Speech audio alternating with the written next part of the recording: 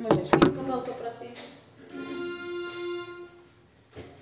Parta, moja parta, zelený veniec, našiel mi ju družba, švarný mladenec. Stratila som partu, nemôžem ju nájsť, našiel mi ju družba, nechce mi ju dať. Milá nevestička, pýtam sa ťa poprvýkrát, chceš z hlavky vienok sňať alebo hlavku sťať? Hlavku.